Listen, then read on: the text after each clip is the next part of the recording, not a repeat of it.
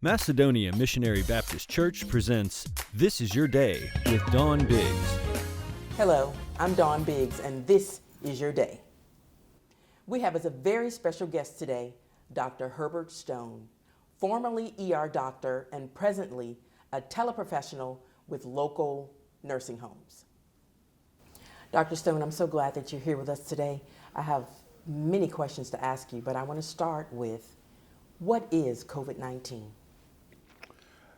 COVID goes by several names, but COVID-19 is the coronavirus that was discovered in 2019, and it is a severe acute respiratory illness that is caused by the coronavirus. Now tell us, how does it spread? It spreads rapidly, if I can say that, but it is a respiratory virus. It's spread person to person, and it is noticeably in respiratory droppings, and droppings that can be forcibly generated by people coughing and sneezing, and it's mostly person to person, even though people can contact the virus from surfaces, and usually coming into contact with a contaminated substance or surface, and then you move it to your mouth. You know, it's people with their hands in their face, and it gets into your mouth and your nose, and then it gets into the respiratory system, and that's the port of entry. That's how it gets into your body. But it is a respiratory illness. Okay, so what are the symptoms? How would I know what to look for? What are the symptoms? Probably the most populous or the most impactful symptom is a dry cough. You've got a cough, you've got an upper respiratory tract infection with a runny nose, then it incubates in 2 to 10 days. When you first come into contact with it, your symptoms are mild, but it can progress real rapidly. We've seen people who will go to the emergency room with a mild illness, and during the course of the emergency room visit will get to be a full-blown situation and requiring a ventilator. But the most noticeable symptoms are a cold, a cough, a runny nose, fever, and the dread myalgias, the aches and pains are associated with what's commonly referred to as a flu. But those are the principal symptoms. How can I protect myself? Well, I've spoken earlier about there's this little mantra that we've developed. You can wash your hands, but you can wash up, you can mask up, you can separate, and you can vaccinate. So frequent hand washing, always wearing a mask. The mask protects you from other people and also protects other people from yourself. You can separate and maintaining a social distance. We talk about 6 feet, and 6 feet is the distance between two people with their arms outstretched in each other's direction. But you maintain a social distance, you wear a mask, you wash your hands frequently, and you get to what is probably the most important element of protecting yourself is the vaccine. Tell me why I should get it.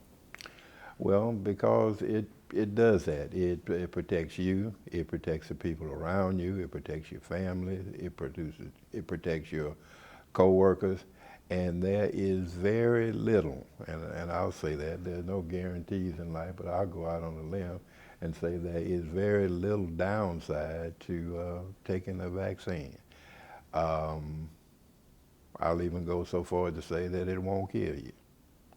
That there have been no reported incidents of people dying because they received the vaccine. There was a little furor in the social media here about a week or two ago when Hank Aaron died, and he had taken the Moderna vaccine on television, he along with the mayor of Atlanta, Mayor Bottoms, and then he died. But he probably died from some other thing that was unrelated to the virus or the vaccine. But in summary, the vaccine protects you. It protects you. It protects people around you, and people that are important to you. So there's no way, no reason I should be afraid. No, there isn't. One of the superstitions, if you will, that you hear from people is that the vaccine will give you the virus, will cause the virus to enter your body and cause you to have the COVID-19. And the way this vaccine has been produced, that's just not possible. Typically, vaccines were created from a killed virus particle that did have some possibility of introducing the disease into your body, but with these new messenger RNA vaccines that the current vaccines are, there's no possibility that you get the disease. And the only reluctance that I hear all the time, and I actually have people that I'm close to that I get aggravated with, that they're afraid of a needle prick. Well, I understand. Nobody wants to be. My daughter one time, the doctor told her that this shot that he was going to give her will feel like a little bee sting. And she said, I don't want no bee stinging me. and I understand there's some discomfort associated with a needle stick, but that is so minor in comparison to the benefits that one can achieve from the vaccine that it's almost not something to even talk about.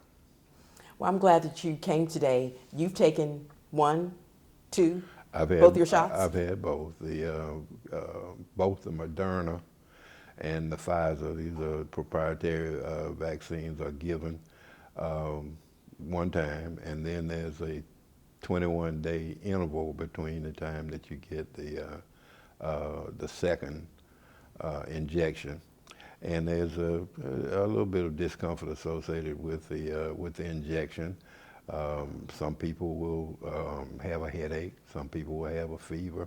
Some people may even have the muscle aches associated with the injection, but they really are trivial and minor.